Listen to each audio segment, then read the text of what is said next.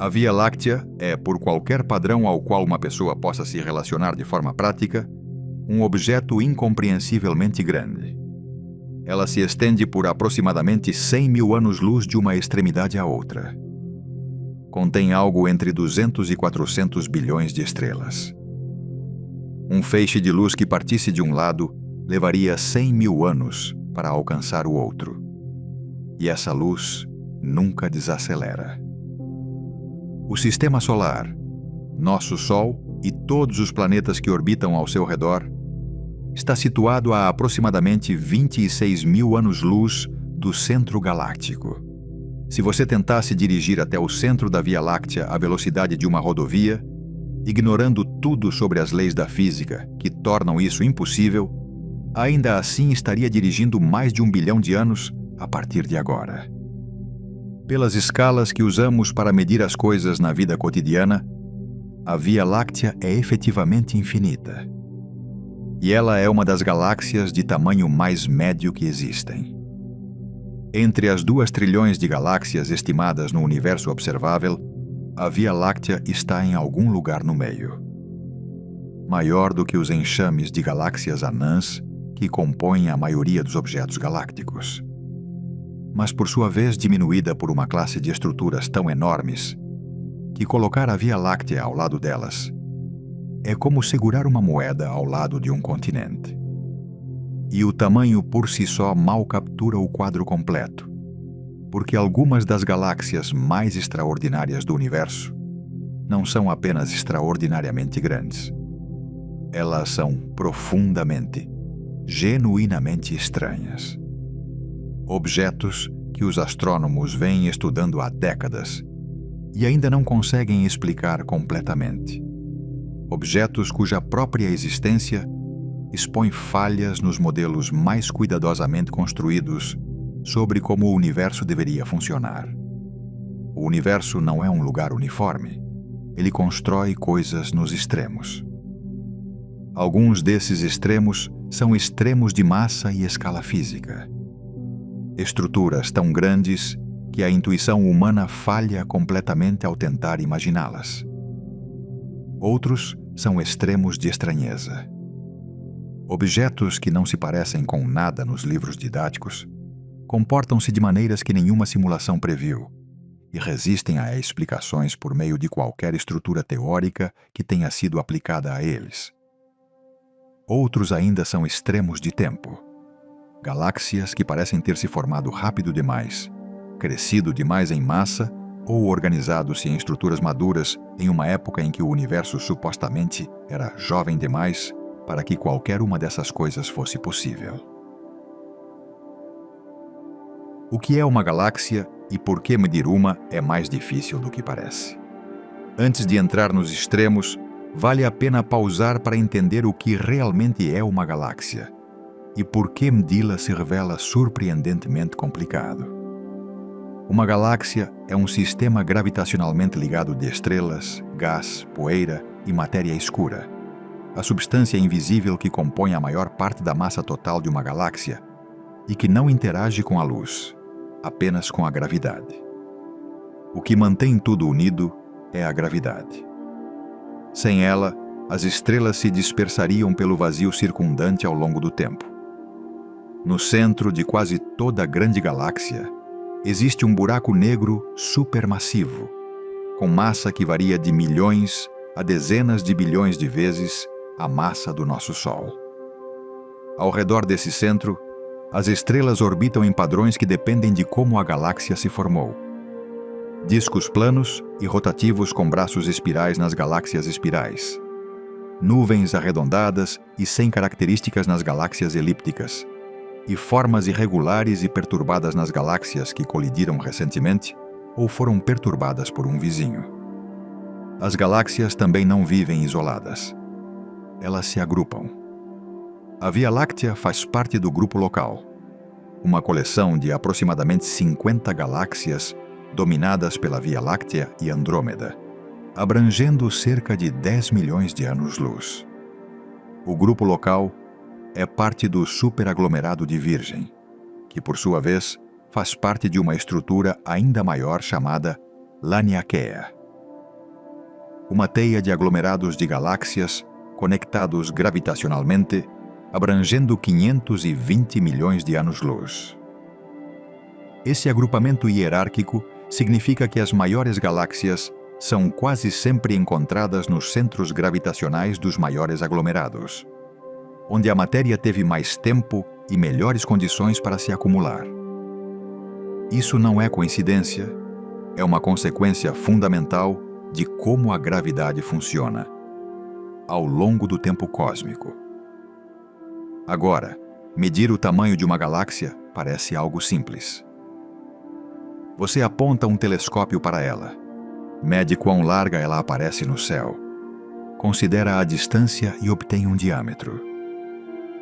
O problema é que as galáxias não têm bordas definidas.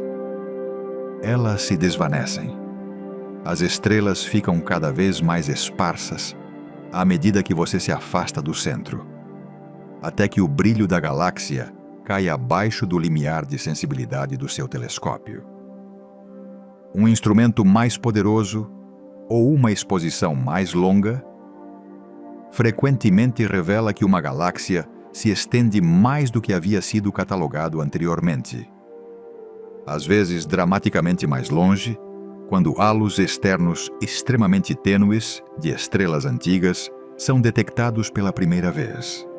Algumas galáxias foram encontradas com halos que se estendem 2 ou 3 vezes mais longe do que o raio previamente medido, quando um instrumento suficientemente sensível foi apontado para elas. Isso significa que a questão de qual galáxia é a maior depende significativamente de como você define o limite.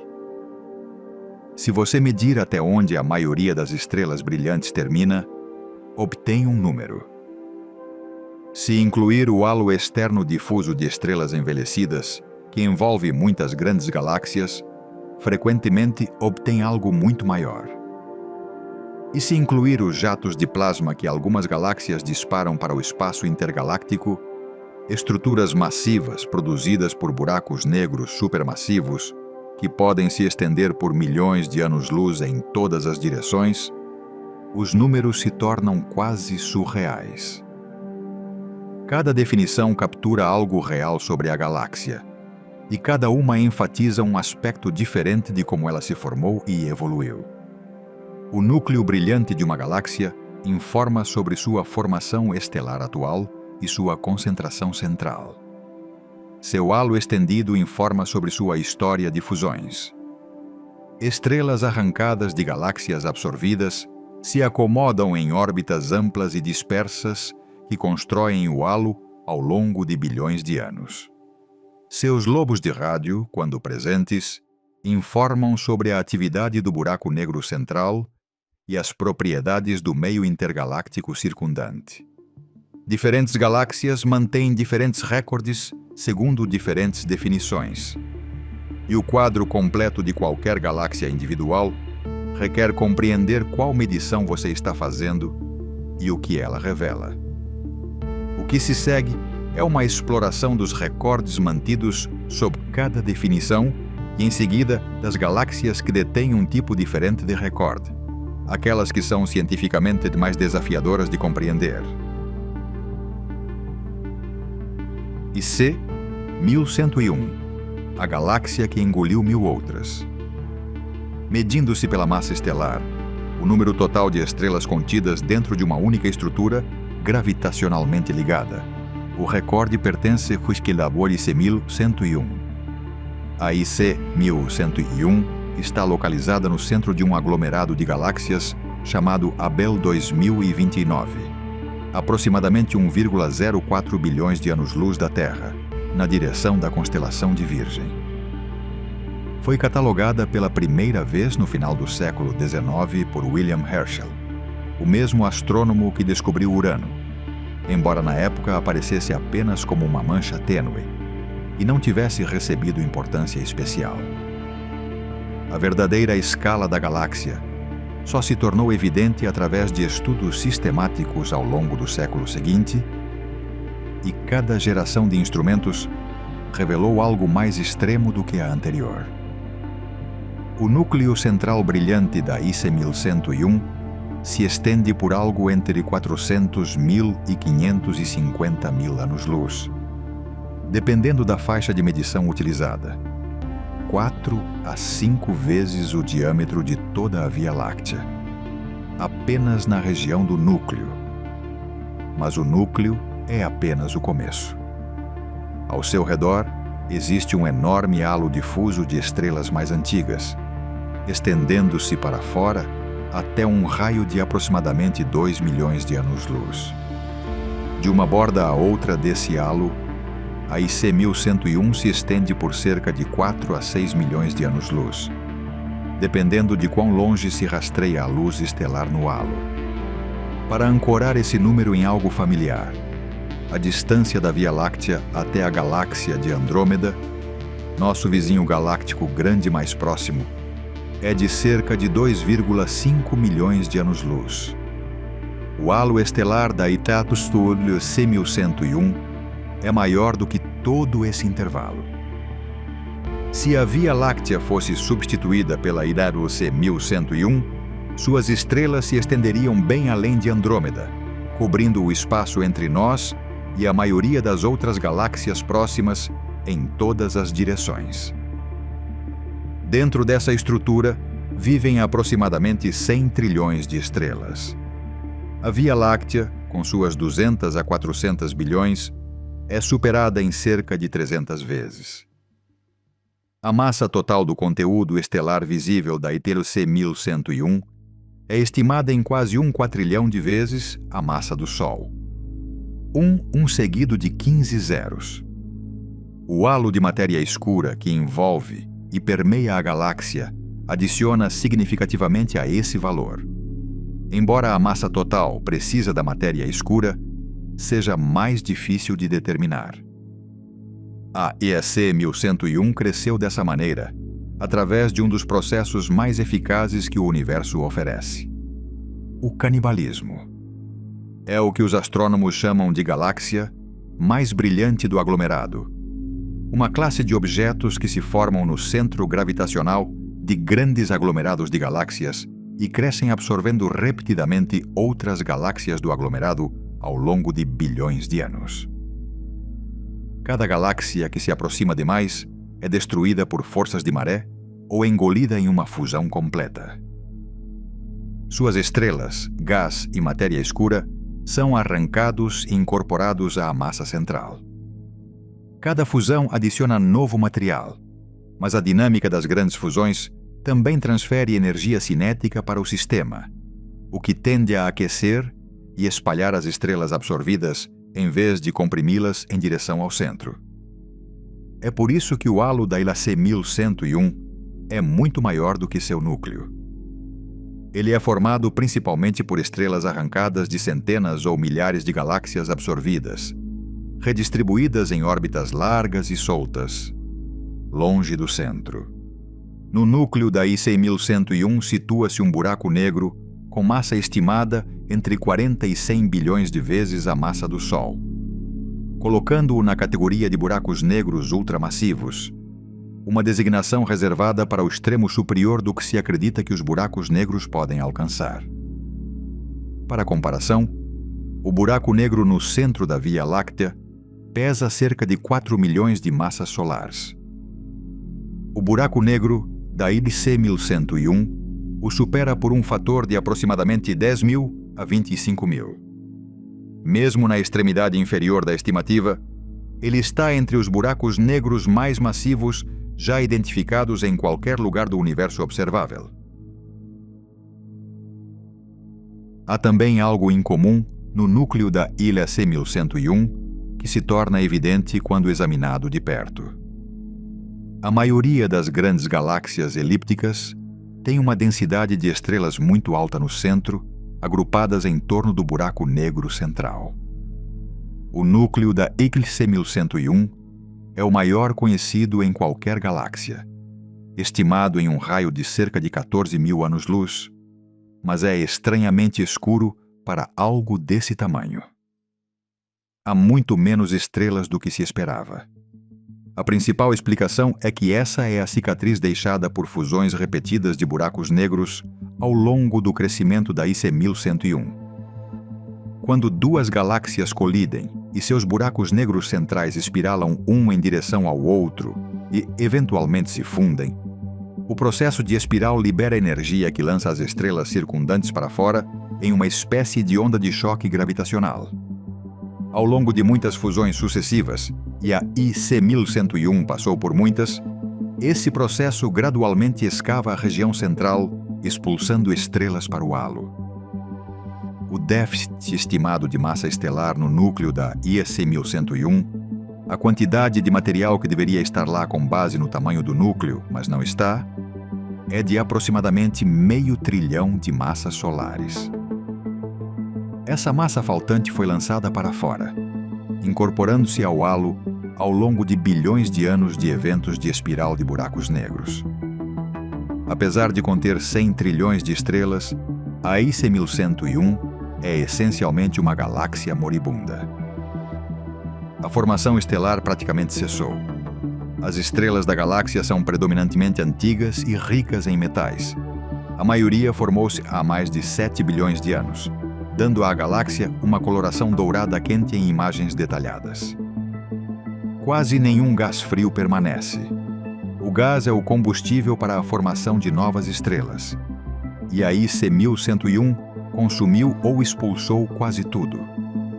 As estrelas envelhecerão, escurecerão, eventualmente deixarão para trás anãs brancas, estrelas de nêutrons e buracos negros de massa estelar ao longo das próximas dezenas de bilhões de anos. Enquanto isso, a IC 1101 continuará a crescer lentamente, absorvendo quaisquer galáxias restantes em Abel 2029 que se aproximem demais, mas ganhando apenas mais populações estelares antigas, sem novos surtos de formação de estrelas. Ela se tornará maior em massa e menor em luminosidade simultaneamente, escurecendo gradualmente à medida que a última parte de sua população estelar original se extingue.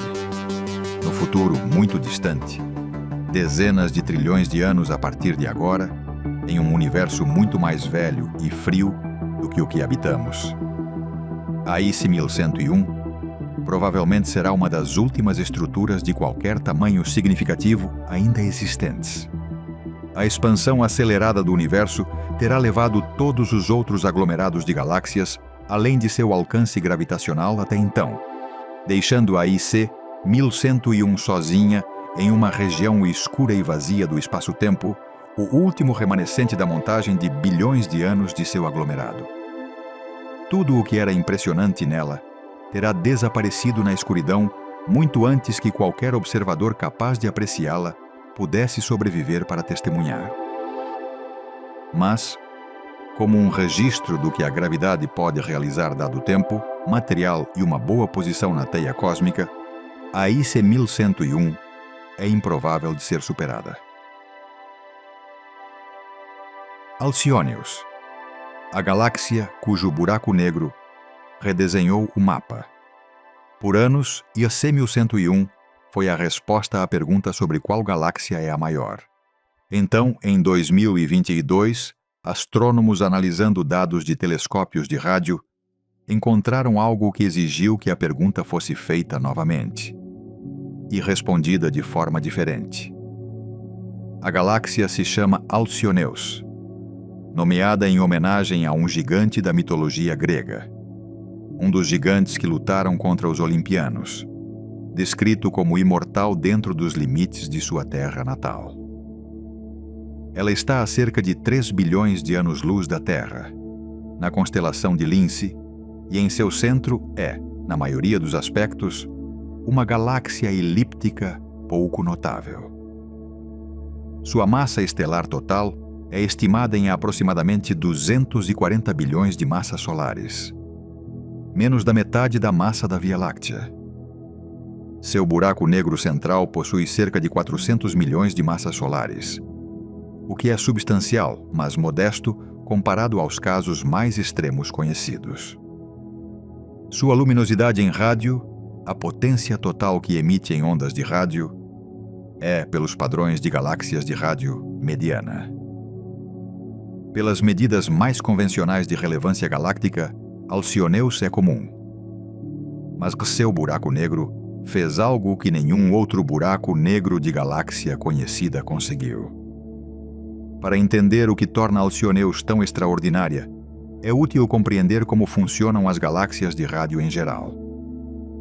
Quando um buraco negro supermassivo está ativamente consumindo material, como gás, poeira e estrelas, parte dessa matéria que cai não chega ao buraco negro. Em vez disso, campos magnéticos próximos ao buraco negro podem redirecionar uma fração do material em queda e acelerá-lo para fora ao longo do eixo de rotação do buraco negro, criando dois jatos de plasma que se movem a velocidades próximas à da luz em direções opostas. Esses jatos não são tubos físicos de matéria no sentido usual. São canais de plasma confinados por campos magnéticos, mantendo sua coerência por distâncias extraordinárias enquanto atravessam primeiro a própria galáxia e depois o espaço intergaláctico.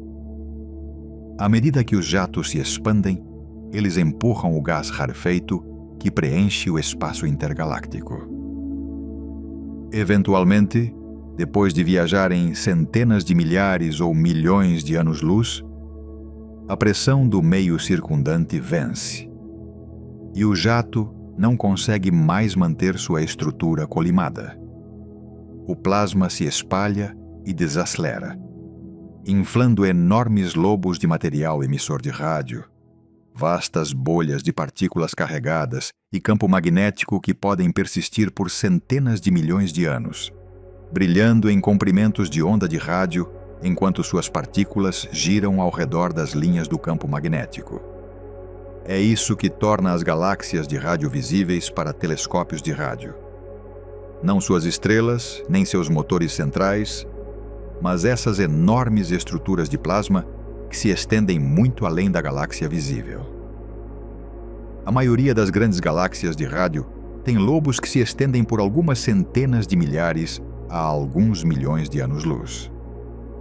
Estas são por si mesmas estruturas tremendas, muito maiores que a galáxia visível que as produziu.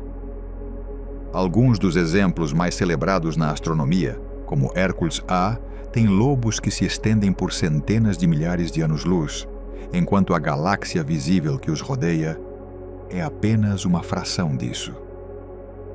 Os lobos de Alcioneus se estendem por 16 milhões de anos-luz de ponta a ponta. Isso mesmo, 16 milhões de anos-luz. Todo o grupo local de galáxias, a coleção que contém a Via Láctea, Andrômeda e todas as pequenas galáxias companheiras ou satélites associadas a elas, se estende por cerca de 10 milhões de anos-luz.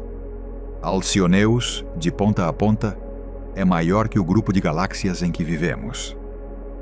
Ela tem cerca de 160 vezes o diâmetro da Via Láctea.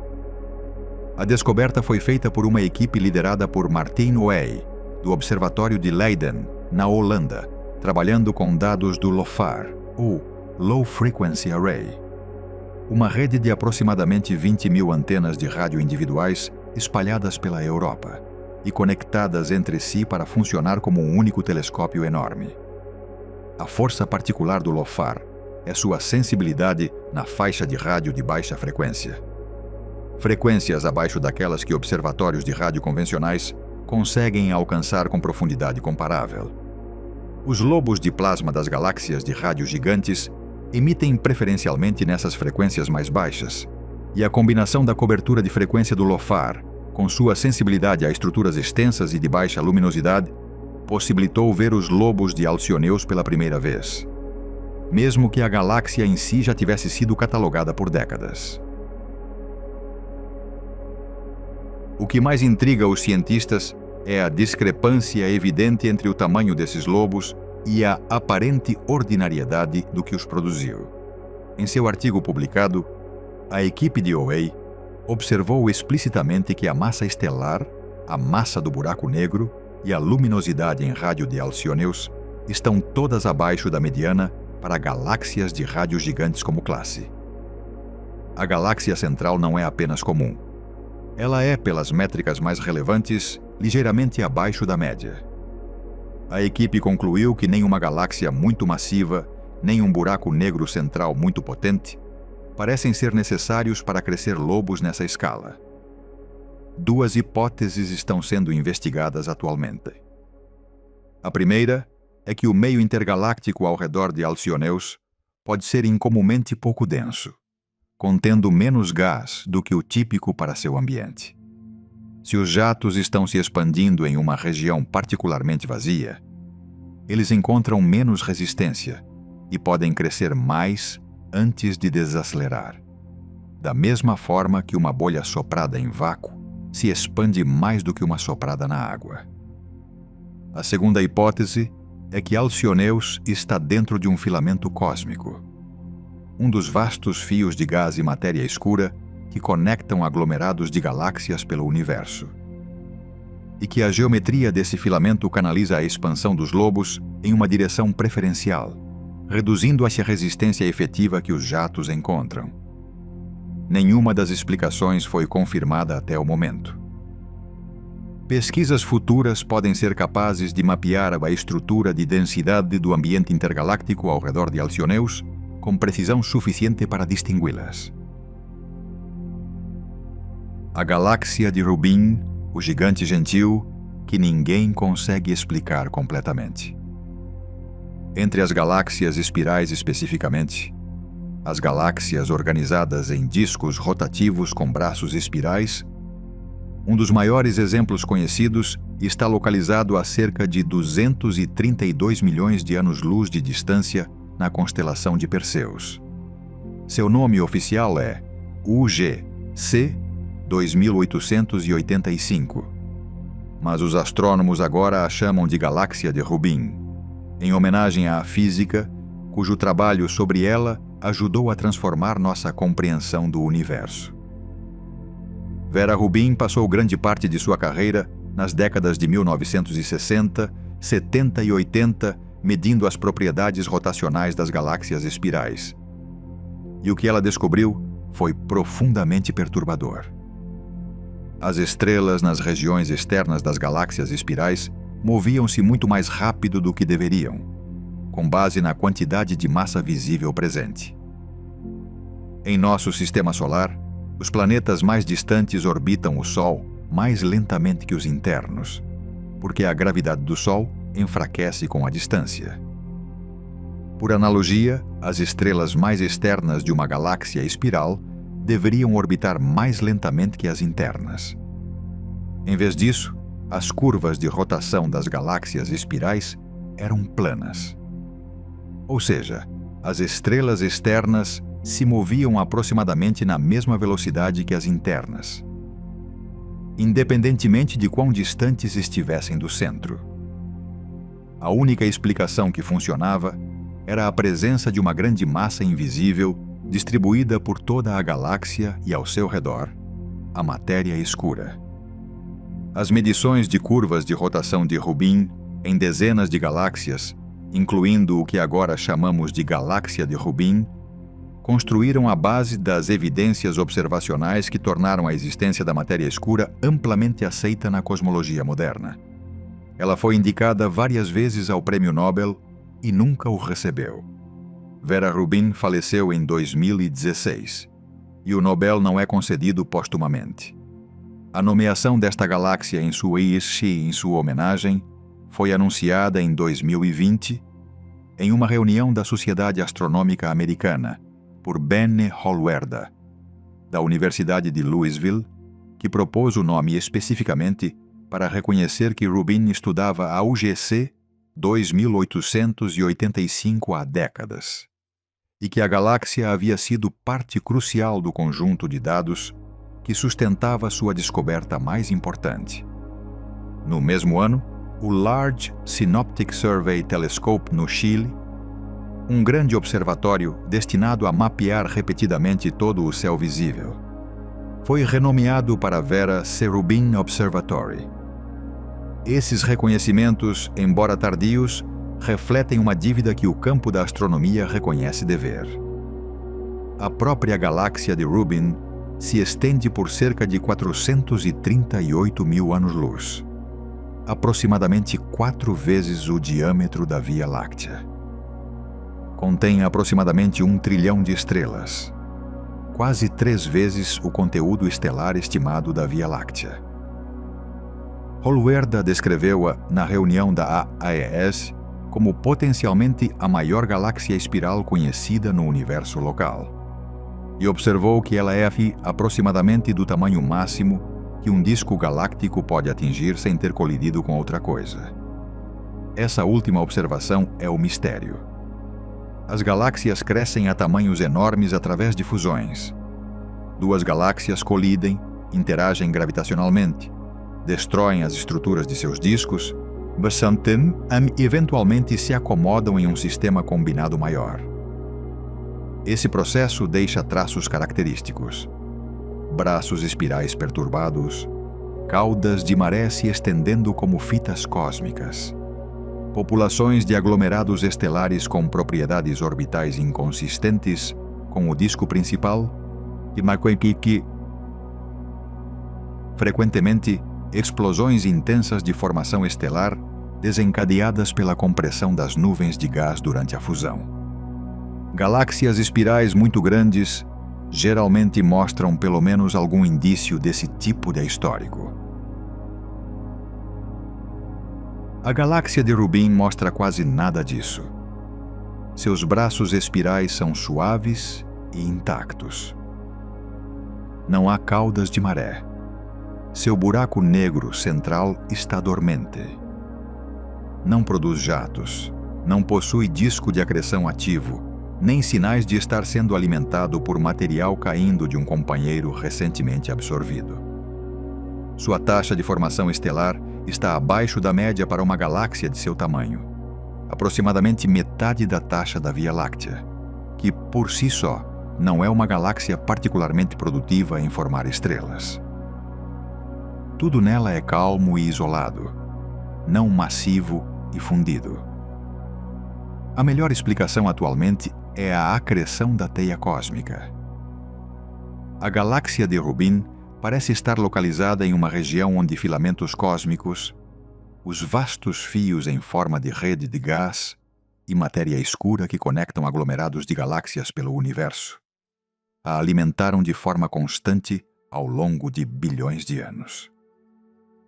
Em vez de crescer através de fusões violentas e episódicas, ela se construiu lentamente por meio da queda constante de gás hidrogênio intergaláctico, convertendo-o em novas estrelas a uma taxa baixa, mas contínua, que manteve a estrutura do disco enquanto gradualmente aumentava sua massa. A equipe de Holwerda vem estudando a população de aglomerados globulares da galáxia para testar essa hipótese. Galáxias que crescem principalmente através de fusões acabam com populações de aglomerados globulares maiores do que o esperado para sua massa atual. Elas roubaram os aglomerados de cada galáxia que absorveram. Galáxias que crescem principalmente através da acreção de gás têm populações de aglomerados mais proporcionais àquilo que formaram internamente. A análise ainda está em andamento, mas as evidências atuais favorecem o histórico de acreção silenciosa em vez de um histórico pesado em fusões. A galáxia de Rubin pode ser a demonstração do universo de que, dado o tempo suficiente e um ambiente cósmico suficientemente rico, uma galáxia espiral pode crescer a escalas realmente enormes sem jamais colidir com outra galáxia grande. Isso é disciplina impressionante ou sorte extraordinária. E distinguir entre essas duas possibilidades é parte do que futuras observações buscam determinar. Malin 1, a galáxia que escondeu-se por 60 anos. Nem toda galáxia grande é difícil de ser notada. Algumas são invisíveis, não porque estão distantes, mas porque são extraordinariamente tênues, de modo que nenhum telescópio construído no século XX era capaz de detectá-las. O exemplo mais espetacular foi encontrado escondido em fotografias de levantamento do céu que existiam há décadas antes que alguém tivesse a técnica certa para perceber o que estava nelas. Malin 1 está localizada a cerca de 1,2 bilhões de anos-luz de distância, na constelação de Coma Berenices. Foi descoberta em 1986 pelo astrônomo David Malin, que havia desenvolvido técnicas fotográficas especializadas para empilhar e intensificar quimicamente placas de telescópio, de modo a extrair estruturas extremamente tênues do ruído de fundo. Métodos que eram diferentes de tudo que estava sendo usado em outro lugar na astronomia observacional na época. Ao aplicar essas técnicas em dados de levantamentos arquivados, Malin percebeu uma estrutura fantasmagórica e enorme que estava presente nas fotografias o tempo todo, mas que simplesmente não tinha sido reconhecida.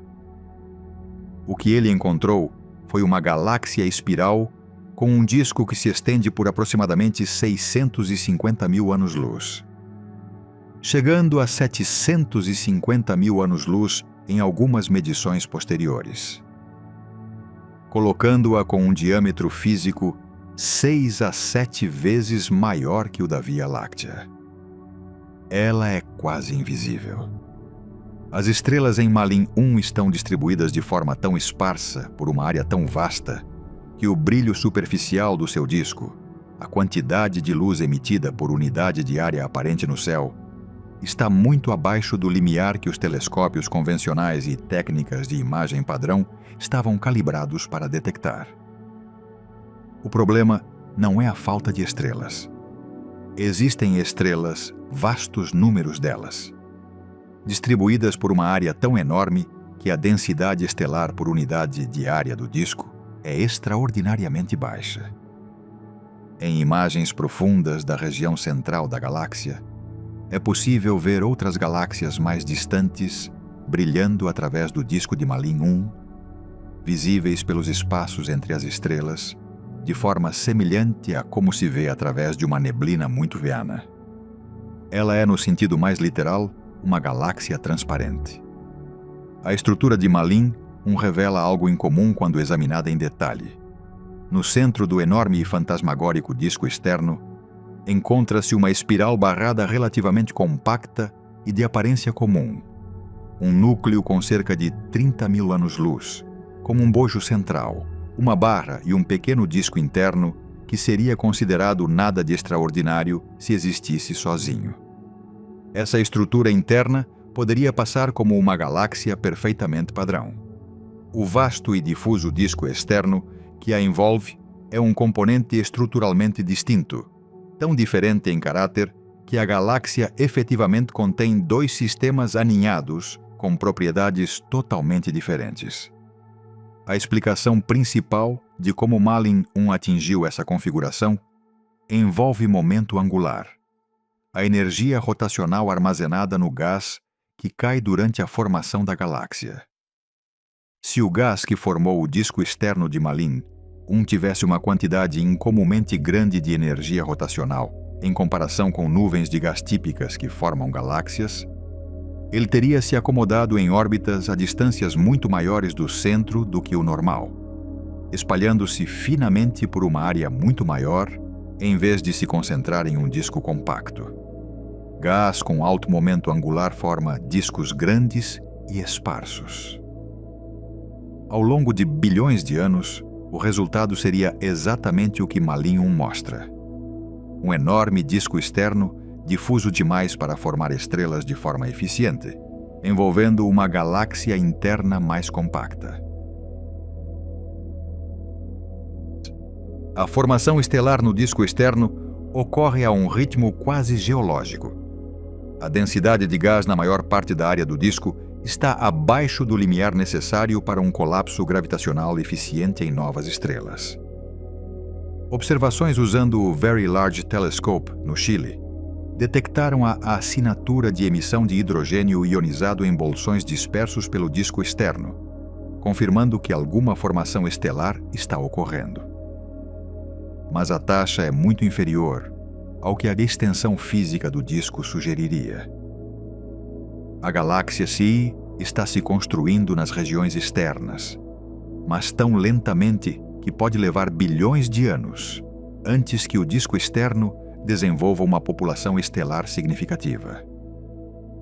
Malin 1 também exige enormes quantidades de matéria escura para explicar sua curva de rotação. Assim como as galáxias espirais normais estudadas por Vera Rubin, as regiões visíveis mais externas de Malin 1 giram em velocidades que a matéria visível sozinha não consegue explicar. O halo de matéria escura deve ser correspondemente imenso, estendendo-se muito além do enorme disco externo. A massa total do sistema, incluindo toda a matéria escura, é estimada como comparável ou maior que a massa total da Via Láctea, apesar de conter muito menos estrelas por unidade de volume. A maior parte da massa de Malin 1 é escura e invisível, como em todas as grandes galáxias. Mas a proporção extrema de matéria invisível em relação à visível é particularmente impressionante, considerando a vasta extensão física da galáxia. A importância mais profunda da descoberta de Malin 1 foi o que ela implicou sobre tudo que os astrônomos vinham deixando passar. Antes de 1986, a suposição padrão era que qualquer galáxia grande o suficiente para ser cientificamente significativa seria brilhante o bastante para aparecer em catálogos existentes. Os levantamentos eram calibrados para objetos de brilho superficial normal, e os programas científicos eram planejados de acordo. Malin 1 mostrou que essa suposição estava errada. Uma classe inteira de galáxias, fisicamente enormes, cosmologicamente significativas, mas quase invisíveis, estava escondida de todos os levantamentos já realizados simplesmente porque nenhum desses levantamentos estava otimizado para encontrá-las. A descoberta desencadeou uma busca. Nos anos e décadas seguintes, astrônomos desenvolveram novas técnicas de imagem e estratégias de levantamento especificamente voltadas para objetos de baixo brilho superficial. Dezenas de galáxias semelhantes foram eventualmente identificadas. O Dragonfly Telephoto Array, que mais tarde encontrou NGC 1052-DF2, foi projetado precisamente para detectar objetos dessa classe. Os levantamentos continuam a revelar novos exemplos à medida que a tecnologia de imagem melhora. Pode haver muitas outras estruturas do tamanho de Malin 1 lá fora, no espaço entre as galáxias que podemos ver, esperando pela próxima pessoa desenvolver a técnica certa e olhar na direção correta. Objeto de Hoag, a galáxia que ninguém consegue explicar. Em 1950, o astrônomo Arthur Hoag estava revisando placas fotográficas de um levantamento do céu quando se deparou com algo que o surpreendeu. A princípio, parecia uma nebulosa planetária. Um anel de gás brilhante expelido por uma estrela moribunda, um objeto comum em levantamentos de galáxias. Mas as medições de distância não coincidiam. Estava muito distante e era grande demais para ser algo desse tipo. A análise espectroscópica confirmou que era extragaláctica. Estudos posteriores confirmaram que se tratava de uma galáxia. Mas ninguém conseguiu explicar que tipo de galáxia era. E mais de 70 anos depois, essa continua sendo a situação. O objeto de Hoag está a cerca de 600 milhões de anos-luz de distância na constelação de Serpens. Ele se estende por aproximadamente 100 mil a 120 mil anos-luz de diâmetro. Comparável em tamanho físico à Via Láctea. Contém cerca de 8 bilhões de estrelas. E, em imagens detalhadas do Hubble, parece um anel perfeito de estrelas azuis brilhantes flutuando no espaço ao redor de uma esfera densa de estrelas antigas e vermelhas, com uma lacuna escura entre elas que contém quase nada. O anel externo é composto por estrelas jovens, quentes e recentemente formadas. O núcleo central é um esferoide antigo e silencioso. A lacuna entre eles está essencialmente vazia. Nada conecta os dois. Nenhum braço espiral, nenhuma barra, nenhum fluxo de estrelas ligando o espaço. Apenas um núcleo, um vazio e um anel, com simetria circular perfeita. A explicação mais comum para galáxias em forma de anel é uma colisão frontal. Uma galáxia menor passa diretamente pelo centro de um disco maior rico em gás, enviando uma onda de densidade que se propaga para fora, como os anéis que se formam quando uma pedra é lançada na água. À medida que a onda se expande, ela comprime o gás e desencadeia a formação de estrelas na borda externa, criando um anel de estrelas jovens. A galáxia que causou o impacto continua seu caminho, deixando para trás a estrutura em anel. Esse mecanismo é bem compreendido e documentado. A galáxia Cartwheel, uma das estruturas em anel mais fotografadas da astronomia, é um exemplo clássico, e a galáxia menor responsável ainda é visível nas proximidades, se afastando da colisão. No objeto de Roag não há uma segunda galáxia. Não há vestígios do projétil que teria provocado o anel. Não há detritos de marés no espaço ao redor, nem fluxos estelares apontando na direção de um intruso em retirada, nem alongamentos tênues no núcleo que possam indicar um impacto fora do centro. Observações de rádio confirmaram que nenhuma interação, galáxia a galáxia significativa, ocorreu nos últimos bilhões de anos. Se uma colisão iniciou essa estrutura, ela aconteceu há tanto tempo que todas as evidências foram apagadas. O que por si só é extremamente incomum. Interações galácticas normalmente deixam rastros detectáveis por vários bilhões de anos. Uma segunda explicação propõe que o objeto de Roag foi uma galáxia espiral barrada e que sua estrutura interna se tornou instável com o tempo. Em uma espiral barrada, a barra no centro gera ressonâncias gravitacionais que podem empurrar material para fora através do disco. Sob certas condições, isso pode produzir uma estrutura em anel. É um processo chamado evolução secular, impulsionado pela própria dinâmica interna da galáxia, em vez de um evento externo. Isso já foi observado em outras galáxias em graus variados. Mas o núcleo do objeto de Roag é esferoidal, não em forma de disco. Galáxias espirais barradas possuem núcleos em forma de disco. O cenário de dissolução da barra, mesmo que pudesse produzir o anel, deixa o núcleo com aparência incorreta. E os pesquisadores que primeiro investigaram seriamente essa explicação concluíram que as evidências eram muito escassas para sustentar uma conclusão confiante em qualquer direção. Há um detalhe adicional que torna o objeto de Roag ainda mais estranho de se observar. Na lacuna escura entre o anel externo e o núcleo central, aproximadamente na posição das 7 horas, há uma pequena mancha visível nas imagens mais profundas do Hubble. Essa mancha é outra galáxia em anel, muito mais distante, vista ao fundo através da lacuna do objeto de Roag. Uma galáxia em anel embutida na lacuna de outra galáxia em anel. A probabilidade desse alinhamento ocorrer por acaso em qualquer linha de visão arbitrária é muito pequena. Se isso tem algum significado físico para o próprio objeto de Roag é debatido.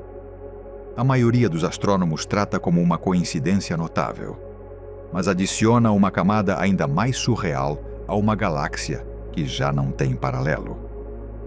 O objeto de Roag continua sendo a única galáxia do seu tipo no sentido que mais importa. Perfeitamente circular, com a combinação exata de anel externo, lacuna vazia e núcleo esférico que a define. Outras chamadas galáxias do tipo Roag existem, mas todas elas têm núcleos alongados ou barrados, ou mostram traços tênues de estrutura espiral. ou são imperfeitas em sua simetria de maneiras que permitem que modelos existentes, ao menos parcialmente, as expliquem. O objeto de Hoag, depois de mais de 70 anos de estudo, não tem explicação. O que torna isso especialmente interessante é que o objeto de Hoag não foi ignorado. É uma das galáxias incomuns mais fotografadas e estudadas da astronomia moderna. Recebeu imagens completas do Hubble em 2001. Foi reexaminado com processamento de redução de ruído por IAA pela equipe do arquivo do Hubble em 2024, produzindo imagens mais limpas do que nunca.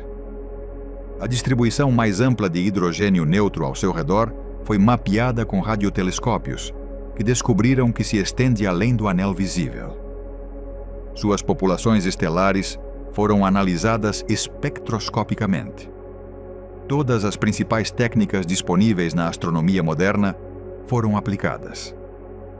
A resposta tem sido consistentemente a mesma. Não sabemos. O próprio Arthur Hoag, na breve nota anunciando sua descoberta, escreveu que uma classificação adequada seria um projeto de curto prazo valioso. Esse projeto de curto prazo já dura 75 anos. Hoag faleceu em 1993, tendo visto o problema se tornar mais refinado, mas não resolvido. É provável que permaneça sem solução até que alguma observação futura revele evidências que instrumentos anteriores não conseguiram detectar, ou até que um modelo computacional seja desenvolvido capaz de reproduzir a combinação específica de características, o anel perfeito, a lacuna vazia, o núcleo esférico, sem exigir um conjunto de condições iniciais tão precisamente elaboradas que não constituam uma explicação de fato. NGC 1277, uma mensageira do universo primordial, que de alguma forma sobreviveu. Nem todos os mistérios do universo envolvem objetos fisicamente enormes. Algumas das galáxias mais cientificamente significativas são estranhas precisamente por causa de como permanecem inalteradas, porque parecem ser fragmentos do universo primordial que, de alguma forma, sobreviveram intactos até os dias de hoje, fósseis em um cosmos que tipicamente destrói ou transforma tudo. NGC 1270 e Beta está a cerca de 240 milhões de anos-luz de distância, no aglomerado de galáxias de Perseus. Fisicamente, é pequena pelos padrões dos objetos discutidos até agora. Seu raio efetivo tem apenas cerca de 4.000 anos-luz, tornando-a aproximadamente um quarto do tamanho físico da Via Láctea. Ela possui cerca do dobro da massa estelar total da Via Láctea, comprimida nesse pequeno volume, tornando-a extraordinariamente densa. E cada estrela nela, tanto quanto os astrônomos conseguem determinar, formou-se há mais de 10 bilhões de anos. Não a maioria das estrelas. Não apenas algumas. Todas elas. Desde aquele surto inicial de formação estelar, NGC 1277 aparentemente não mudou nada. Galáxias como esta são chamadas de galáxias relíquias. Objetos compactos, densos e antigos que se formaram rapidamente no universo primordial. Por razões que variam em cada caso, deixaram de evoluir. No universo primitivo, há cerca de 10 a 13 bilhões de anos, galáxias massivas e muito compactas eram comuns. Elas se formaram rapidamente, consumiram seu gás em episódios intensos de formação estelar e depois cessaram sua atividade. Com o tempo, a maioria cresceu e evoluiu, fundindo-se com outras galáxias, acumulando novo material, construindo envelopes externos estendidos de estrelas, e gradualmente transformando-se nas elípticas maiores e mais espalhadas que dominam os aglomerados de galáxias hoje. Os originais compactos foram efetivamente engolidos pelo próprio crescimento. Apenas cerca de 1 em cada 1000 galáxias massivas deve ter sobrevivido a esse processo de transformação intacta, permanecendo hoje essencialmente na mesma forma compacta que tinha há mais de 10 bilhões de anos. NGC 1277 é uma dessas raras sobreviventes. E o que a preservou é sua situação peculiar dentro do aglomerado de Perseus. A galáxia move-se pelo aglomerado a cerca de 2 milhões de milhas por hora, rápido o suficiente para que não possa desacelerar, fundir-se com outros membros do aglomerado ou acumular quantidades significativas de novo material. Cada vez que se aproxima de outra galáxia, o encontro é breve demais e a velocidade relativa alta demais para que uma fusão verdadeira ocorra. Enquanto isso, o gás intergaláctico quente que preenche o aglomerado de Perseus está tão energicamente aquecido pelo poço gravitacional do aglomerado que não consegue esfriar o suficiente para colapsar e formar novas estrelas. NGC 1277 está efetivamente congelada, cercada por material, mas incapaz de utilizá-lo, movendo-se rápido demais para acumular qualquer coisa nova, preservada pelo próprio ambiente dinâmico que poderia ter destruído uma galáxia mais lenta ou menos sortuda. Os astrônomos confirmaram o status de NGC 1277 como galáxia relíquia através de uma assinatura observacional específica. Seus aglomerados globulares. Galáxias grandes tipicamente possuem 2 populações de aglomerados globulares ao seu redor. Os vermelhos, que se formam durante a montagem inicial da galáxia, e os azuis, que chegam depois, quando a galáxia absorve galáxias companheiras menores, cujos aglomerados globulares são arrancados e incorporados ao halo. Portanto, a proporção de aglomerados globulares vermelhos para azuis reflete a história de acreção de uma galáxia. Galáxias que se fundiram e cresceram possuem ambos os tipos. A Via Láctea tem populações aproximadamente iguais de cada tipo. NGC 1000. 277 possui quase exclusivamente aglomerados vermelhos. A ausência de aglomerados azuis é evidência direta de que a galáxia não consumiu nenhuma galáxia menor desde sua formação inicial. Ela esteve em isolamento efetivo, em termos de desenvolvimento, por 10 bilhões de anos. Isso torna a NGC 1277 cientificamente extraordinária. É, na expressão que os astrônomos usam, uma janela para o universo primitivo. Um exemplo raro de galáxia que mostra exatamente como eram os objetos compactos, densos e rapidamente formados do cosmos primordial, antes que a maioria deles fosse transformada além do reconhecimento por fusões e acreção. Tudo o que os levantamentos padrão observam no universo primitivo, as galáxias compactas, vermelhas e mortas, que aparecem como pontos vermelhos tênues em distâncias extremas nas imagens de campo profundo do JWST e do Hubble, é do mesmo tipo que NGC 1277. Mas essas estão tão distantes que mesmo o JWST só consegue vê-las como pontos de luz não resolvidos. NGC 1277 está próxima o suficiente para ser estudada em detalhe. Suas estrelas individuais podem ser resolvidas, suas populações de aglomerados globulares podem ser categorizadas e sua estrutura interna de velocidades pode ser mapeada. É o único objeto do seu tipo dentro de um alcance de observação prático. O fato de NGC 1277 também possuir um buraco negro central anormalmente massivo, com estimativas que vão de alguns bilhões a possivelmente dezenas de bilhões de massas solares, tornando-o desproporcionalmente grande em relação à massa estelar total da galáxia. Adiciona outro enigma. A maioria das galáxias segue uma relação relativamente estreita entre a massa do buraco negro central e a massa do bojo estelar. Bojos maiores hospedam buracos negros maiores, em proporção previsível.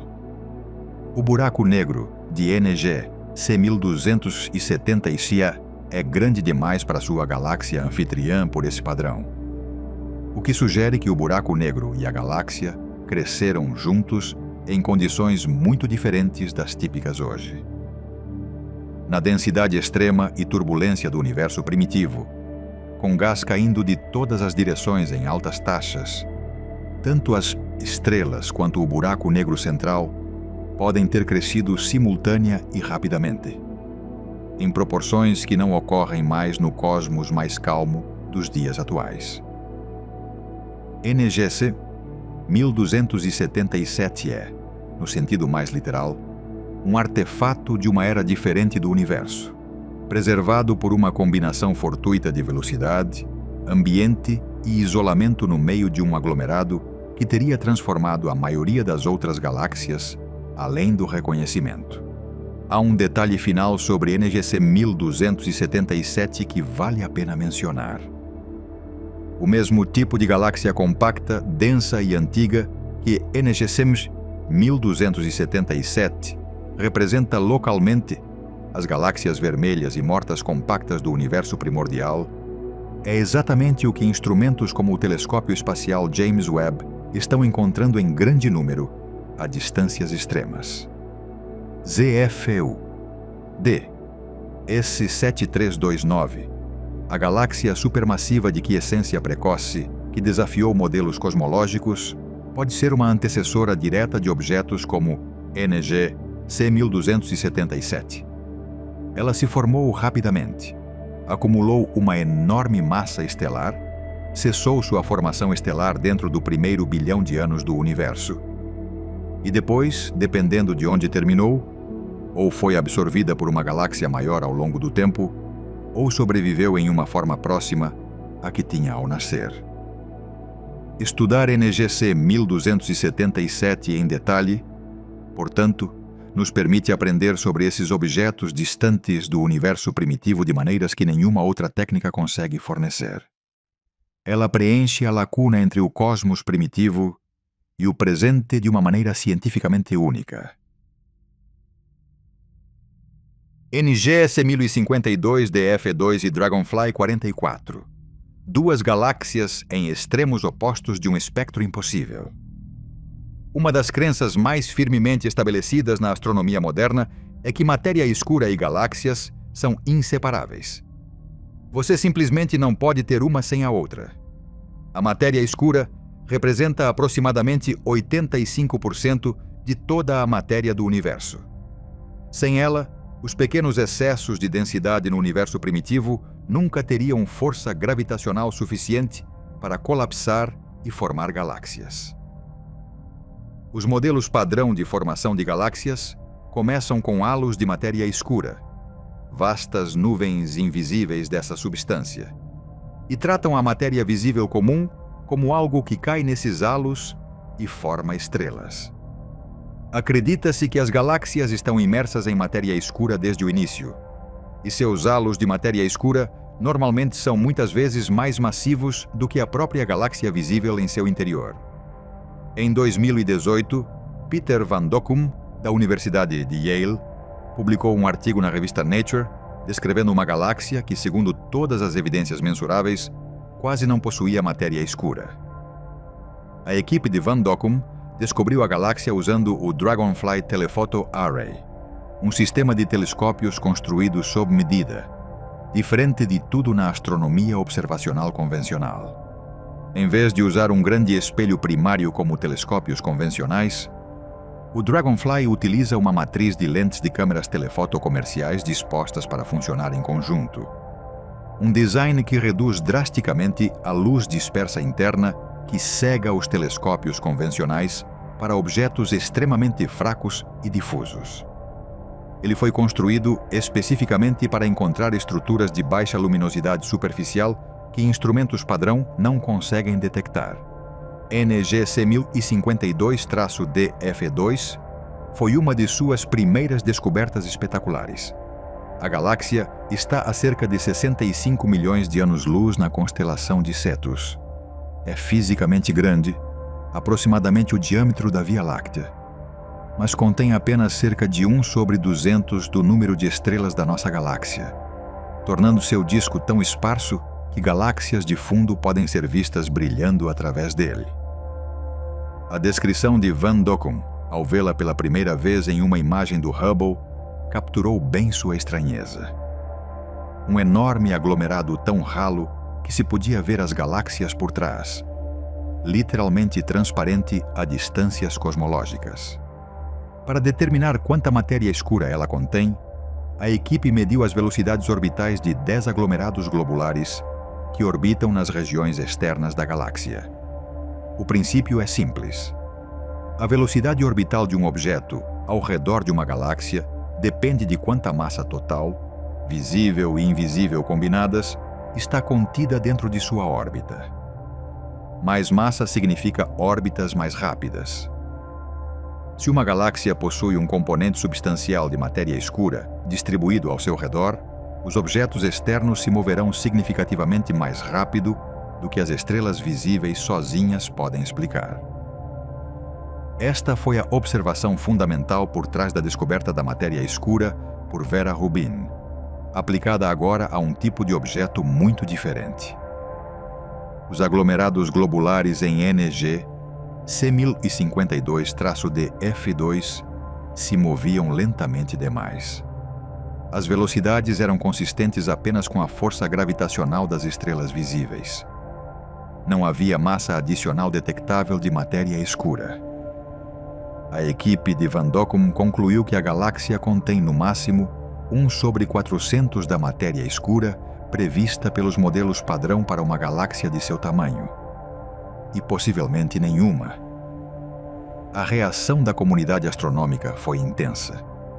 A afirmação era extraordinária, a primeira galáxia conhecida sem matéria escura, e atraiu escrutínio rigoroso.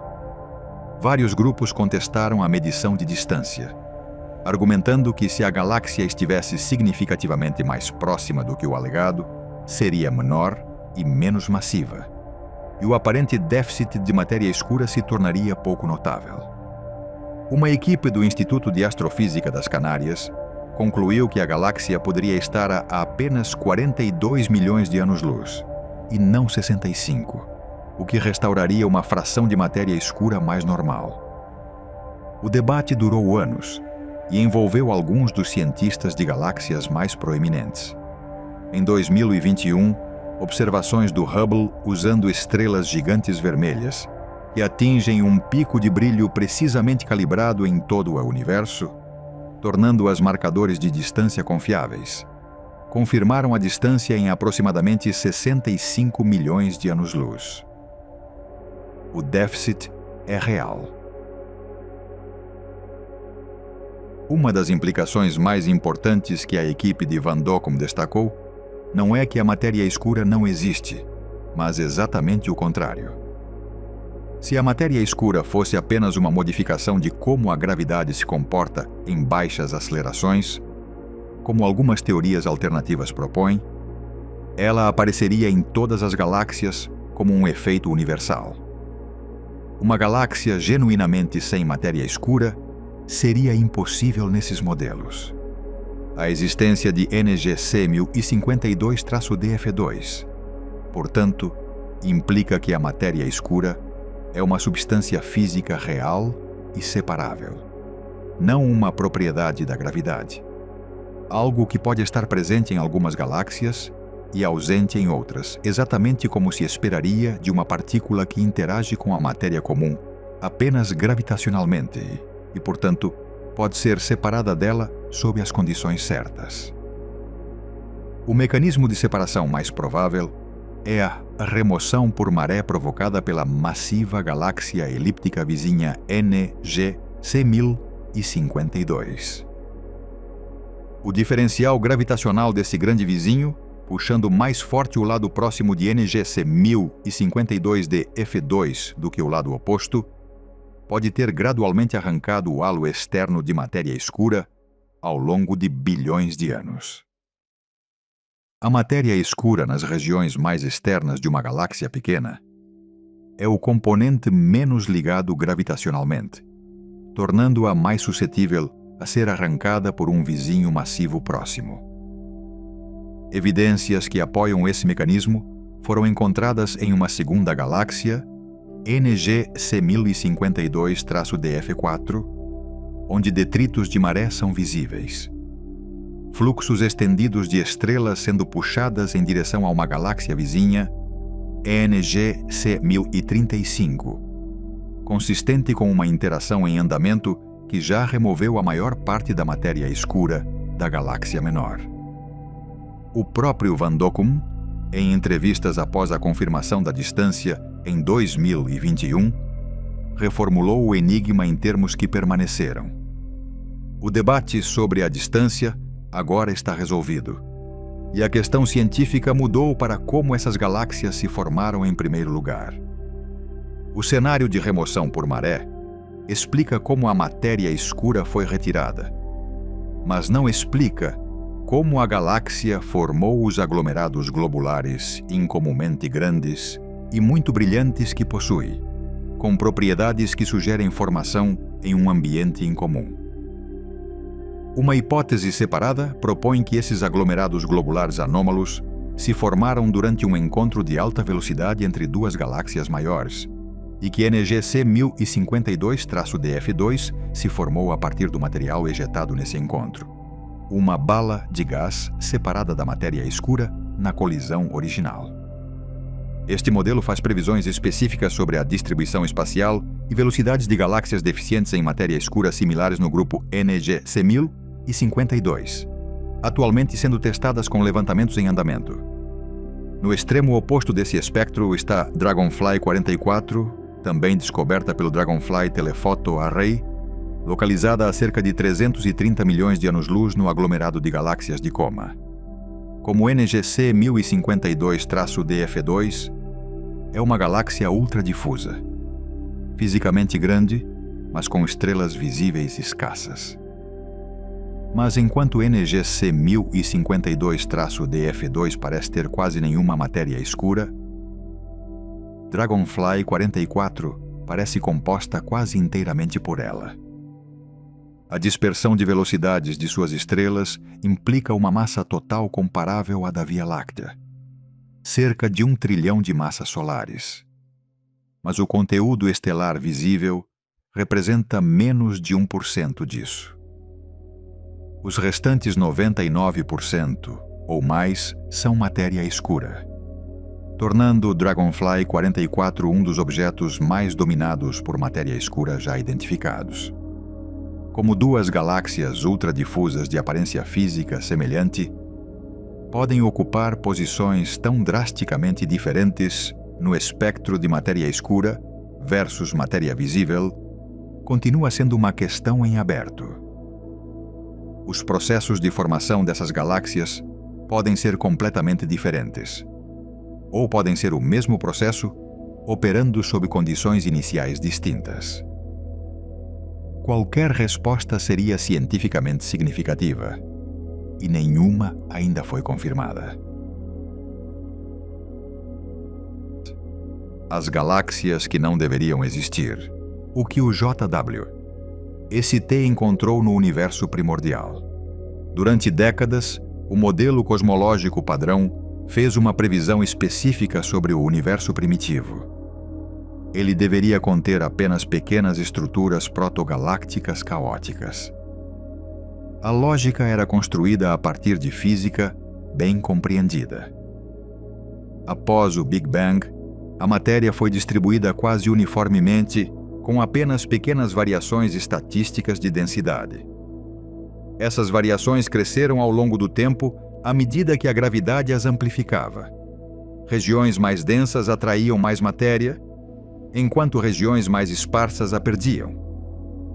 Pequenas estruturas se formaram primeiro e se fundiram progressivamente em estruturas maiores. Isso é chamado de formação hierárquica de estruturas, e tem sido espetacularmente bem-sucedido em explicar uma estrutura em grande escala do universo atual. O modelo prevê que grandes galáxias bem organizadas, como a Via Láctea, levaram bilhões de anos para se formar, construindo-se gradualmente a partir de precursores menores. Então, O telescópio espacial James Webb foi lançado em dezembro de 2021 e, dentro de seu primeiro ano de operações científicas, começou a encontrar galáxias no universo primordial que o modelo não havia previsto. Para entender por que o JW, esse T consegue ver esses objetos quando telescópios anteriores não conseguiam, é útil conhecer algo sobre como o universo estica a luz. O universo tem se expandido desde o Big Bang. E assim é. À medida que a luz viaja através do espaço em expansão, seu comprimento de onda se alonga. O termo técnico é desvio para o vermelho cosmológico. A luz de uma galáxia que existia há 500 milhões de anos, após o Big Bang viajou por mais de 13 bilhões de anos e foi dramaticamente esticada pela expansão do espaço durante essa jornada. O que saiu da fonte como luz visível ou ultravioleta chega à Terra como luz infravermelha. Telescópios espaciais infravermelhos anteriores eram muito pequenos e não suficientemente frios para detectar essa luz fraca e altamente deslocada para o vermelho dos primeiros bilhões de anos do universo. O JW. Esse T possui um espelho de 6,5 metros de diâmetro, aproximadamente 3 vezes o diâmetro coletor do Hubble, e opera a temperaturas apenas alguns graus acima do zero absoluto para suprimir seu próprio ruído térmico.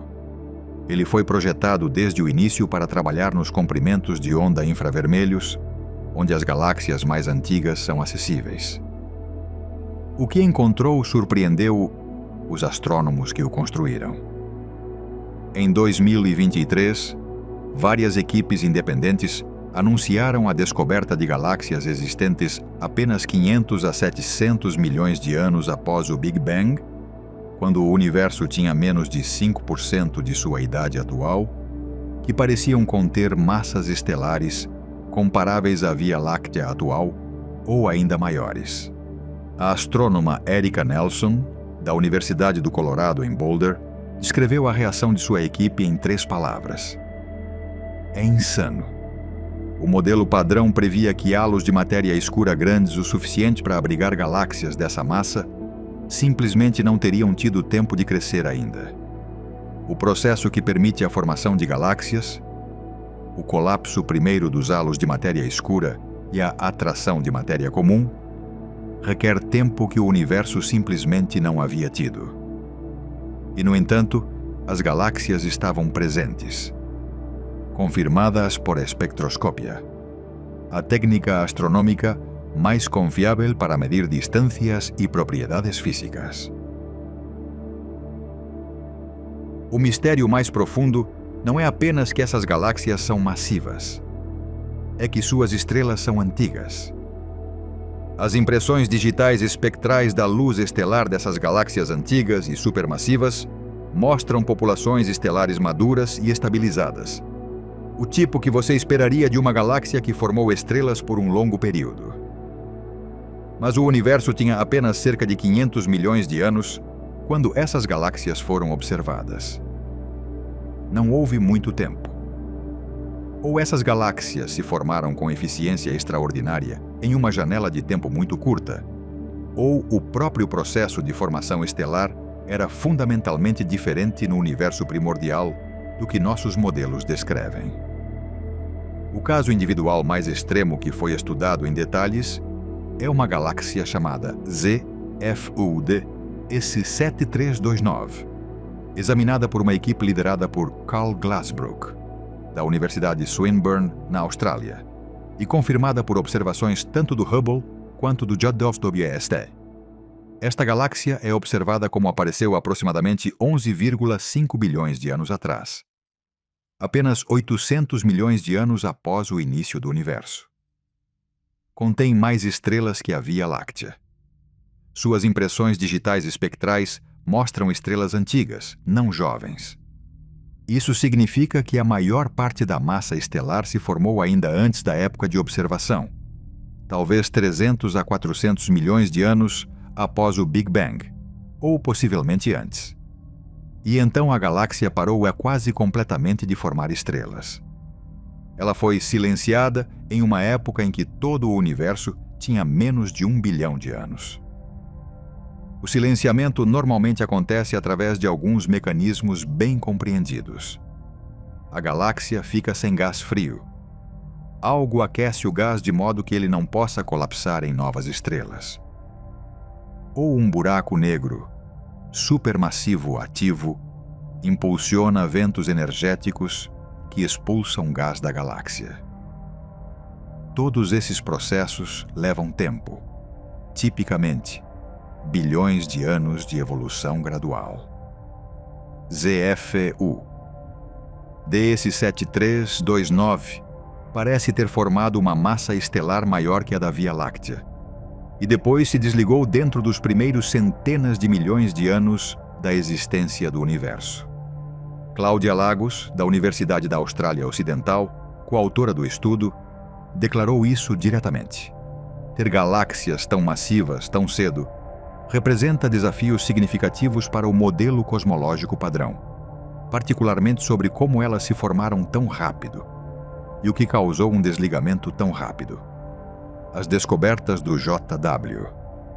Esse T não param nas galáxias supermassivas do início do universo.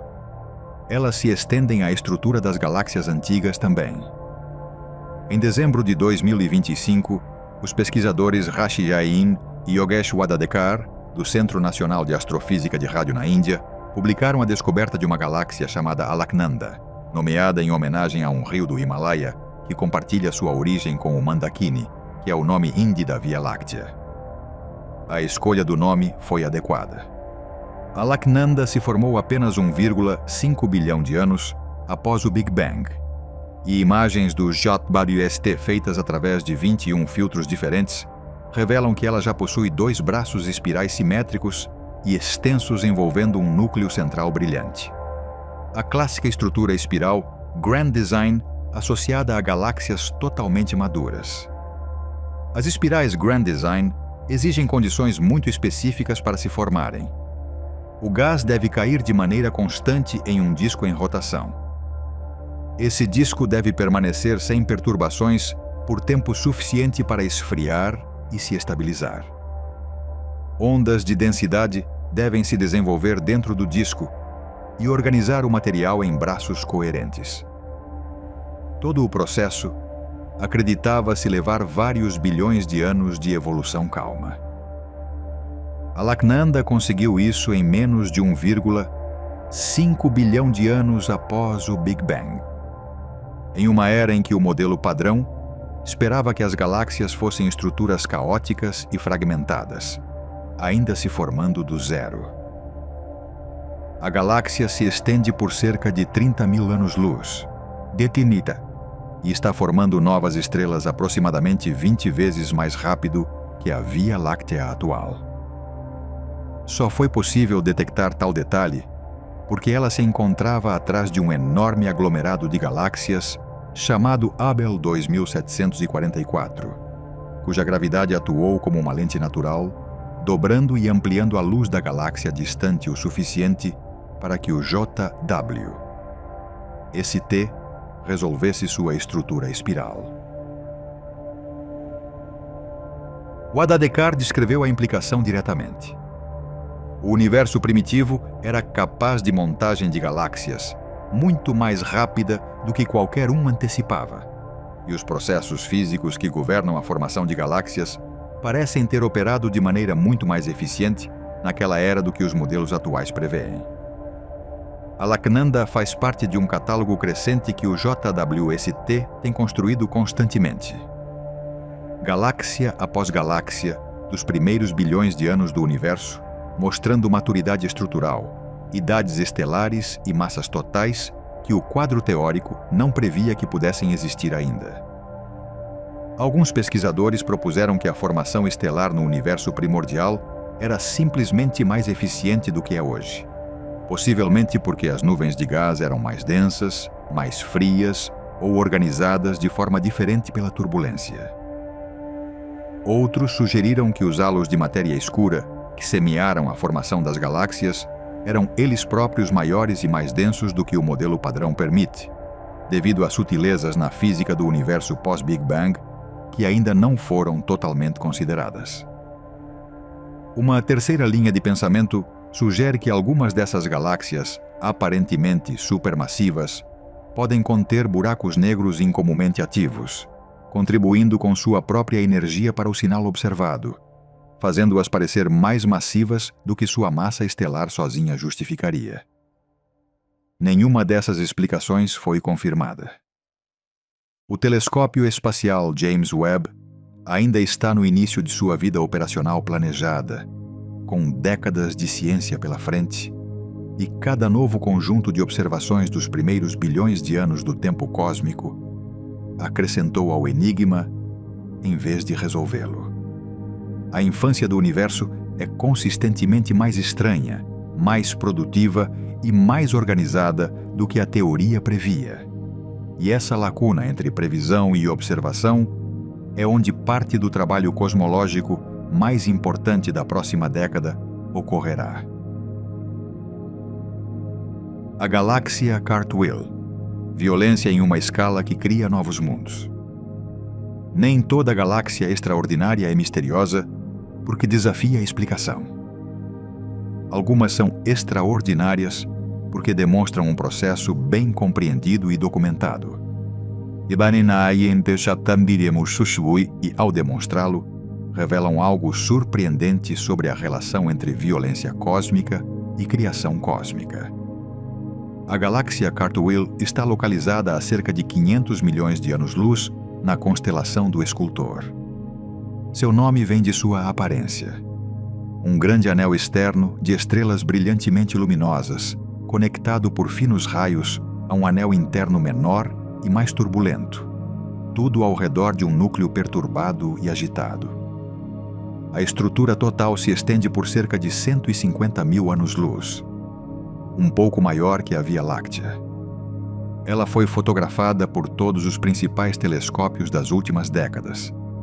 E em 2022, o JW ST direcionou seus instrumentos para ela, capturando a estrutura com mais detalhes do que jamais fora possível, revelando camadas de complexidade que o Hubble e observatórios anteriores só conseguiam resolver parcialmente. O que aconteceu com a Cartwheel há cerca de 200 a 300 milhões de anos é um dos eventos mais dramáticos que uma galáxia pode experimentar. Uma colisão frontal direta. Uma galáxia menor, visível nas imagens à direita da Cartwheel, ainda se afastando do local do impacto, passou diretamente pelo centro do que era então uma galáxia espiral normal e rotativa. O intruso moveu-se tão rapidamente que não se fundiu com a galáxia maior da maneira que uma colisão normal ocorreria. Em vez disso, sua influência gravitacional enviou uma onda através do disco, como uma pedra lançada na água. Uma onda de compressão que se moveu radialmente para fora, varrendo gás e poeira à medida que se expandia. À medida que essa onda de densidade se expandia para fora, ela criou condições para a formação de estrelas em toda a sua borda avançada simultaneamente. Enormes quantidades de gás foram comprimidas além do limite para colapso gravitacional. Estrelas se acenderam em um anel ao redor de toda a circunferência da onda, ao mesmo tempo em uma escala que uma região normal de formação estelar não poderia alcançar.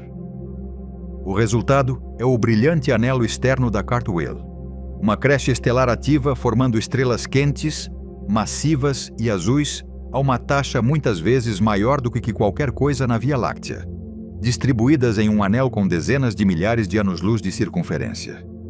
O que o JW ST revelou em suas observações de 2022 foi a estrutura mais detalhada desse anel e o que o cerca. Na luz infravermelha, o telescópio pôde enxergar através das nuvens de poeira que obscurecem as imagens ópticas, revelando a anatomia interna do anel formador de estrelas em detalhes. Aglomerados densos de estrelas jovens incorporadas em poeira espessa, fluxos de gás quente se movendo para fora da borda interna do anel. finos filamentos de material se estendendo entre o anel interno e o externo que não eram visíveis nos dados do Hubble. E o núcleo perturbado da galáxia central reconstruindo-se ativamente após o impacto. O JW. Esse T também detectou grandes quantidades de poeira de silicatos quente, o mesmo material que forma planetas rochosos em sistemas planetários, sendo produzida pelas estrelas jovens e massivas no anel e distribuída por toda a estrutura. Esse detalhe tem uma importância que vale a pena destacar. O anel externo da Cartwheel está formando estrelas em uma taxa extraordinária devido a uma colisão galáctica catastrófica. Essas estrelas estão produzindo e distribuindo os elementos pesados: carbono, oxigênio, silício, ferro, necessários para planetas rochosos. Uma fração dessas estrelas terá sistemas planetários, incluindo planetas rochosos.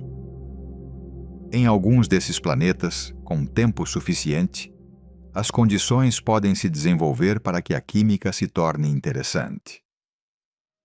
A Cartwheel é uma galáxia cuja história violenta é, em um sentido muito direto, o motor de potenciais novos mundos.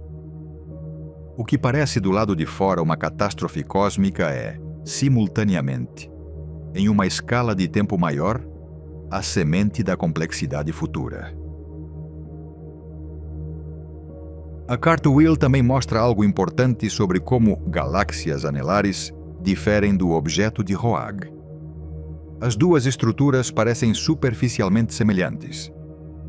Um anel externo brilhante ao redor de uma massa central, separado por um espaço relativamente vazio. Mas suas origens são completamente diferentes. A Cartwheel tem um culpado claro. A galáxia menor responsável pela colisão ainda é visível na vizinhança. O núcleo da Cartwheel está perturbado e assimétrico, ainda em processo de recuperação do impacto. O anel é jovem e forma estrelas ativamente, não uma estrutura estável de estrelas antigas. O espaço entre o anel e o núcleo não está vazio. Contém material tênue ainda participando das consequências da colisão. Tudo sobre a Cartwheel conta a história de um evento recente e conhecido. Tudo sobre o objeto de Roag se recusa a contar qualquer história. A comparação ilumina um princípio mais amplo na astronomia observacional.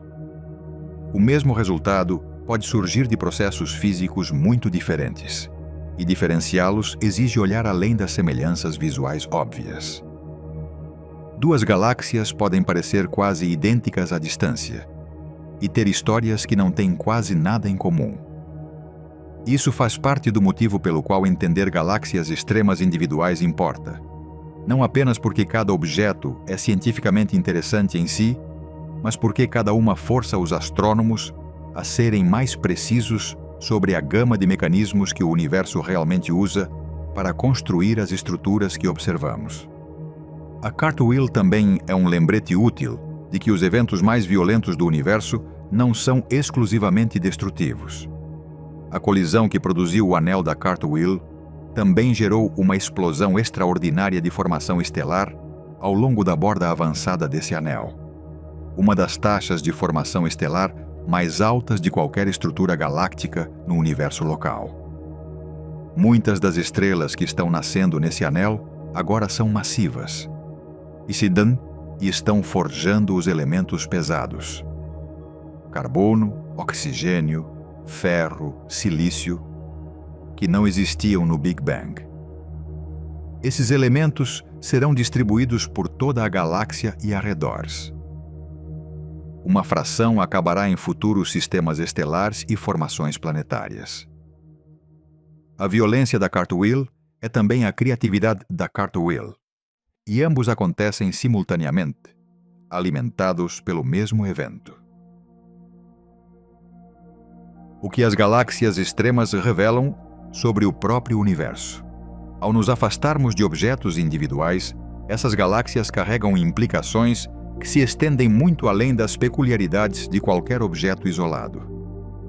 Tomadas em conjunto, elas formam uma espécie de mapa de onde nosso entendimento é sólido, onde há lacunas e onde ele pode ser fundamentalmente incompleto. A existência de IC 1101 perto do limite superior da massa galáctica não é coincidência. A expansão acelerada do universo, impulsionada pela energia escura, estabelece um teto para o quanto uma estrutura gravitacionalmente ligada pode crescer ao longo do tempo. O limite imposto pela energia escura também explica por que o recorde da maior galáxia em extensão estelar provavelmente não mudou muito nos últimos bilhões de anos, e não mudará muito nos próximos bilhões. Novas galáxias estão caindo em IKC 1101 e em outros BCGs, mas a queda está desacelerando à medida que a expansão leva mais e mais material em potencial para fora do alcance. A era de construção das estruturas mais massivas do universo está efetivamente chegando ao fim. Alcyoneus aponta para um tipo diferente de limite, um definido não pela energia escura, mas pela densidade do ambiente em que uma galáxia habita. O fato de que uma galáxia abaixo da média, como um buraco negro abaixo da média, produziu a maior estrutura conhecida de lóbulo de rádio do universo, diz algo impressionante. O recorde de extensão galáctica não é detido pela galáxia mais poderosa, mais ativa ou mais massiva, mas por qualquer galáxia que tenha se encontrado na região menos povoada do espaço intergaláctico e disparado seus jatos para fora sem resistência significativa. A escala, nesse contexto, é determinada mais pelo ambiente do que pelo poder intrínseco. A maior não é a mais forte, é a menos impedida. Os extremos de matéria escura, representados por NG, C1052, traço de F2 e Dragonfly 44 expõem uma variabilidade na formação de galáxias que a teoria não havia considerado adequadamente. Modelos padrão de formação de galáxias tratam a proporção de matéria escura para matéria visível como algo que varia dentro de uma faixa previsível, mais em alguns ambientes, menos em outros, mas nunca alcançando os extremos representados por essas duas galáxias ultradifusas. A existência de galáxias onde a matéria visível e a escura foram efetivamente separadas, ou onde a matéria escura domina na medida vista em Dragonfly 44, significa que a relação entre esses dois componentes é mais flexível do que o modelo padrão assume. Se essa flexibilidade tem implicações para a natureza fundamental da matéria escura, como partícula, suas seções de interação, seu comportamento durante fusões, estripagem tidal, ou se simplesmente reflete a diversidade de condições iniciais e históricos ambientais que a formação de galáxias pode produzir, permanece uma das questões genuinamente em aberto. Em GC 1277 se oferece algo complementar. Não um desafio aos modelos, exatamente, mas uma validação de um aspecto deles enquanto complica outro. Modelos padrão prevêem que as galáxias compactas, vermelhas e de apagamento precoce, comuns nos primeiros bilhões de anos do universo, deveriam ter sido transformadas quase universalmente por fusões e acreção subsequentes, que quase nenhuma delas deveria sobreviver intacta até os dias de hoje. NGC 1277 é a exceção que confirma a regra, demonstrando as condições muito específicas e incomuns necessárias para ser essa exceção. Sua sobrevivência não é evidência de que os modelos estão errados. É evidência de que os modelos funcionam e que, quando se encontra um relicário, ele quase sempre estará em algum lugar com uma história muito particular a contar sobre como escapou do destino de seus contemporâneos. As descobertas do JW. Esse T carregam talvez as implicações mais fundamentais. A formação hierárquica de estruturas, o princípio de que as pequenas coisas se formaram primeiro, funciona na maior parte do tempo cósmico, e não há nenhuma proposta séria para abandoná-la completamente. Mas nos primeiros bilhões de anos do universo, algo claramente permitiu que a matéria se organizasse mais rápido, de forma mais eficiente e mais completa do que o modelo prevê. A resolução desse enigma quase certamente exigirá, no mínimo, uma melhor compreensão de como o gás se transforma em estrelas nas condições extremas do universo primordial. E pode exigir revisões das suposições sobre como os halos de matéria escura crescem durante esse período. Também pode exigir algo completamente novo, um processo físico ou um ingrediente cosmológico que os modelos atuais não incluem de forma alguma. Vale notar que esse tipo de descoberta, encontrar que o universo primordial está mais desenvolvido do que o previsto, tem precedentes. Quando Hubble começou suas primeiras observações de campo profundo em 1995, apontando para uma aparente área vazia do céu por 10 dias consecutivos, os astrônomos esperavam encontrar alguns objetos distantes e, na maior parte, espaço vazio. O que encontraram, em vez disso, foi um céu cheio de galáxias. Milhares delas, visíveis em todas as direções, desde os tempos muito primordiais. O universo era mais rico, mais complexo e mais povoado do que até mesmo as previsões pré-Hubble mais otimistas. As descobertas do JW. Esse T seguem o mesmo padrão, em épocas ainda mais remotas e com discrepâncias ainda maiores em relação à previsão. Cada vez que o campo estendeu seu alcance para a história primitiva do universo, essa história se mostrou mais ativa do que ninguém esperava. As galáxias nos extremos de tamanho, estranheza e idade não são curiosidades nas margens da astronomia.